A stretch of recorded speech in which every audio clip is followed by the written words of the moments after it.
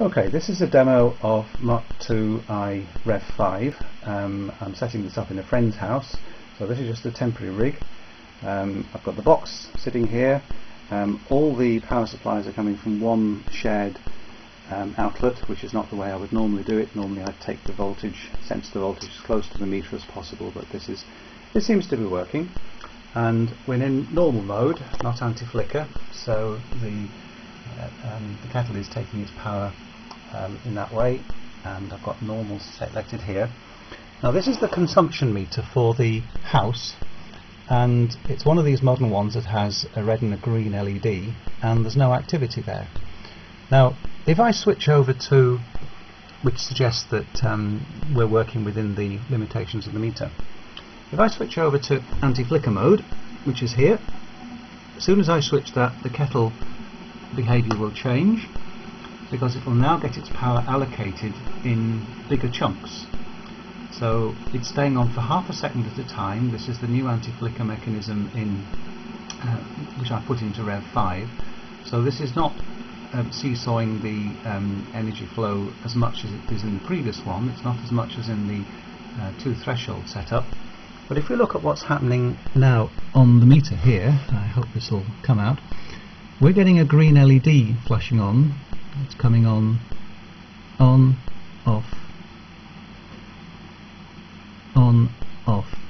And if I wait here for a while, we'll see a red pulse. So that tells me that this meter is charging for consumption of electricity in this way. Now if I were to consume electricity at my house in this way, I know for certain that I wouldn't be charged. I'm taking about 0.4 of a watt hour out at a time, but it looks as though this particular meter, I hope we're going to get a red pulse, it looks as though this particular meter, which is an ACE 1000, there was the pulse, is not having as large a window.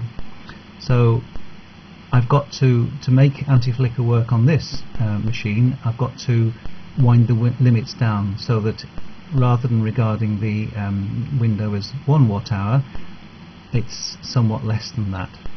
But with my system on normal mode, which is quite flicky, put it back to normal mode, and the kettle will go from anti-flicker to flickering. There we are.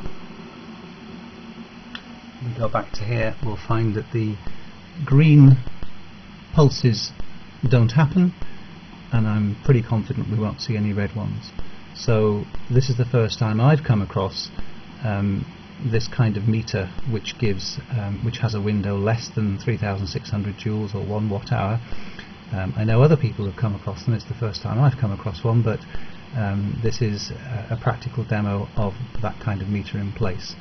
So the way to make a PV router work within the confines of the meter is to have anti-flicker, but to have the limits set more closely.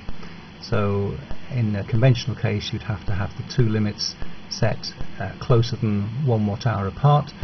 In the case of my Rev 5 you'd have to adjust the timing parameter so it stays on for fewer main cycles before switching on or off. So that's about what I can pick up from here, and that's quite nice to see this working. The kettle is about to boil. What I noticed a little while ago is that when there wasn't very much sun, the kettle would simmer. There wasn't enough power to boil the kettle, so it just sits there simmering quietly. So this is only a demo. You don't want to have a kettle simmering all day, but an immersion heater on a lagged tank works fine. So this might or might not switch off. There's a little bit more heat coming through, but this is a nice simple little demo of a plug and play solution. I've simply loaded up Rev 5 of Mark II in a standard box. I've done nothing other than plug it into the wall, clip it onto the neutral wire coming into the house, and our kettle is there boiling up with free electricity. So nice little demo for today. Cheers for now. Thanks for watching.